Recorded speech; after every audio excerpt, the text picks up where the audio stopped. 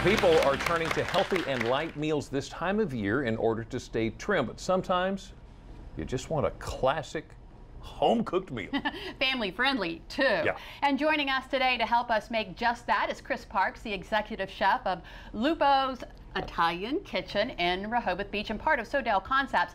Chris, thanks for being here Thanks today. for having me again. All right, Thanks. so what are we making? Okay, so we're making a classic Bolognese sauce, which is originally from Bologna in Italy, and it's just a basic meat sauce. So basically, the first thing I want to have you do is... Tell me what's in it. Yeah, so basically we have celery, carrots, onion, which is an Italian sofrito, which is in France it would be called a mirepoix vegetable. Okay. And that's cooked in olive oil. So we would start off by putting the olive oil in this pan over here. All right, so we obviously garlic and tomato puree, parsley, so oregano. we'll do that, and then then we'll add in our white wine. So the olive oil's over here, Jimmy. Okay. And you wanted me to put the pasta in here? Yep, so we'll put the rigatoni pasta inside the water. Now we make our own fresh pasta. All this in? That's a good amount right there. Yep, we'll do about 3/4 of a cup. All right. Okay, and we're gonna let that heat up, and then we can add in our celery, carrots, onion. Now we use about 2-1-1 ratio, 2 parts onion to 1 part celery, 1 part carrot. Okay. So we can dump that in the pan. Ready to go in? Yep, ready to go in. Going in. Okay. And then we can dump in, we take about 3 cloves of garlic. You could use roasted garlic here as we use today. So you'll stir that up. I'll give you a bigger spoon, Jimmy. There you go. My spoon ain't big enough here, Chef. Here, we'll switch it up. All right, bigger spoon. Okay, we can add our garlic straight in. All of them in? Okay. Okay, so this pasta is going to take a few minutes to cook. It is fresh pasta. We use fresh pasta at Lupo. So basically now it's all made in-house, and fresh pasta takes a lot less time to cook than the store-bought. Yeah, exactly. Okay. So over here we got our finished product heating up. So just for TV allowance. So basically we're stirring that, Jimmy. Right. And now you're going to want to hit it with a little white wine. A little white wine? And we use about 2 cups of white wine. So I'm good to go here? Yep. So we hit that up. You can pour all that in. Now, okay, we have it on full blast. Do you subscribe to the 2 cups for this and 1 cup for me? Yeah, you know, it's a little Julia Child. Just checking. Okay. Yeah, so absolutely. So basically, you want to simmer that to let the alcohol cook off. But this whole process will take about 1 to 2 hours. Slowly cooked. So we can so we can add in our tomatoes. So we use 29 ounces of tomato puree. You can find that canned tomatoes in your local grocery store. Okay. And then over here, past that, we have 3 cups of whole milk. Okay. Okay. And you can just pour all that in. Now I don't want this to get too hot. Yeah, we have to taste it. So basically, this is the finished product after you allow that to simmer and steep for 2 hours.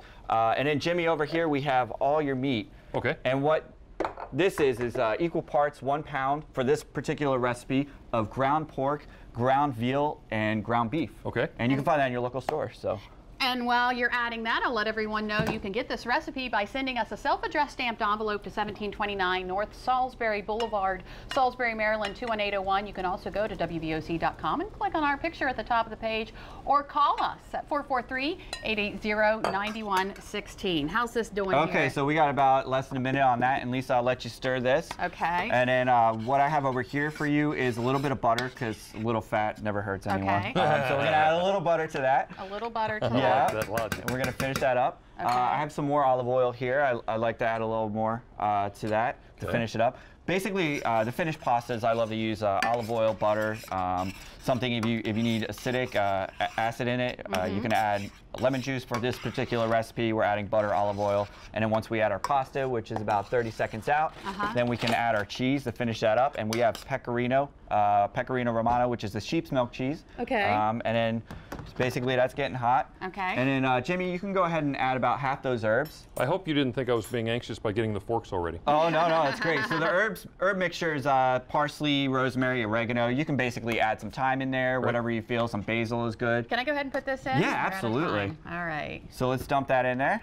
Okay. Okay, we're going to give that a quick stir. Give it a quick stir. Now, this takes a while, so you got to plan ahead. Yeah, you got to plan ahead. This is something you can do if you have a crock pot at home.